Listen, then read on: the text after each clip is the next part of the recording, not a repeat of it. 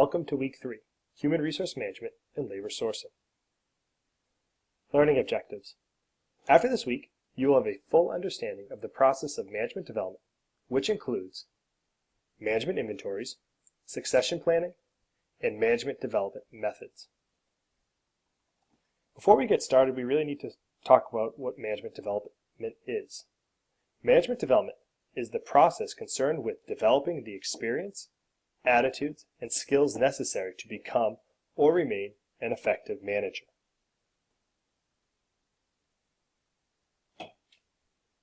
But what is the right way to develop management?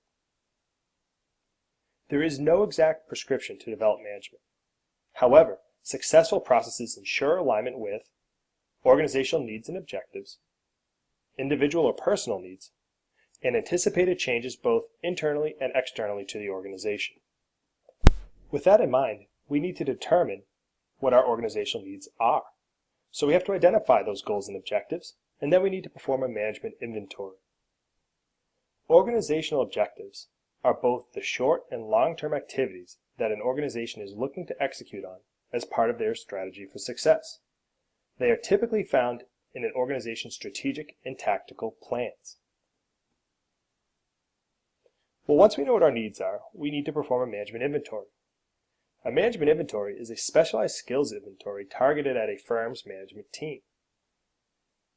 Skill inventories are the collection of skills, education, and experiences of employees within that organization. A management skill inventory is a little bit different than a typical skill inventory in that it includes information on past performance and the potential for staff advancement.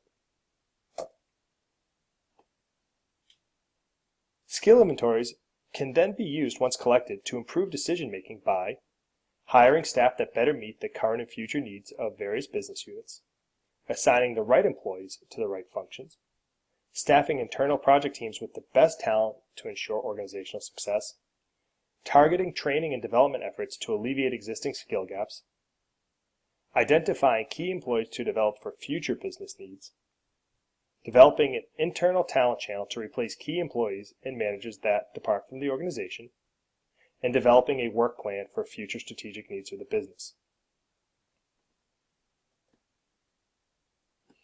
Here is an example of a very simple skill inventory that could be deployed at any organization. The next element we need to cover this week is succession planning. Succession planning is a means for an organization to ensure its continued effective performance through leadership continuity. For an organization to plan for the replacement of key leaders, potential leaders must first be identified and prepared to take on those roles.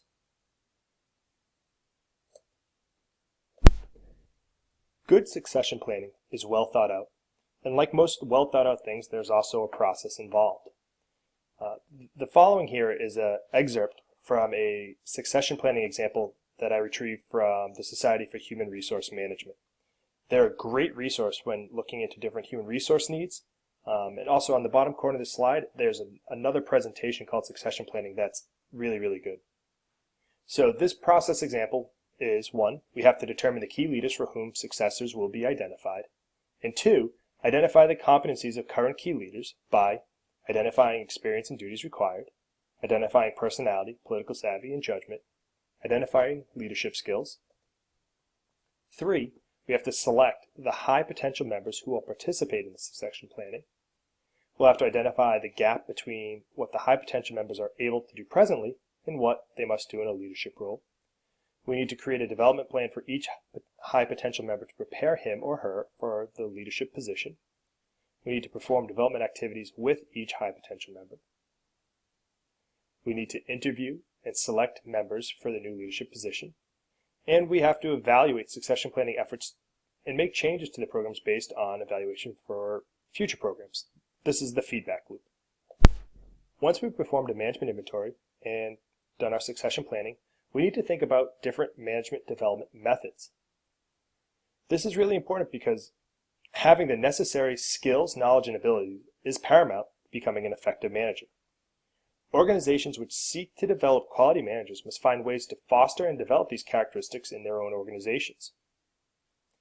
Typical job development methods fall into two categories: on the job and off the job.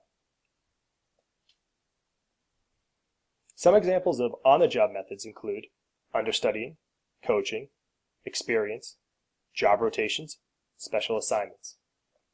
Some of the off-the-job examples are classroom training, lectures, role-playing, in-basket exercises, adventure learning, simulations, and seminars.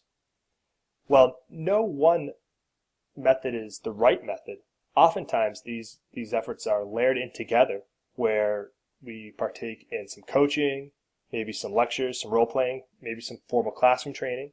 We rotate through jobs. Really, it's the culmination of these activities that really provide the most benefit.